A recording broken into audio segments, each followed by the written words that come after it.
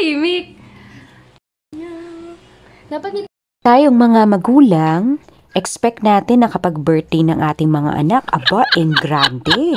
Dapat may handaan yan. Maraming invited. Especially dyan, mga kumari mo, mga ninong, mga ninang, mga kamag-anak nyo, at kung sino-sino pa. So, syempre, en grande. Meaning, marami dapat handa. Aba, yung tipong kahit na ipangutang mo na, basta makapaghanda ka. Ultimo, parang buong barangay na ang imbitado. Meaning, totoo yan, mga moms, diba?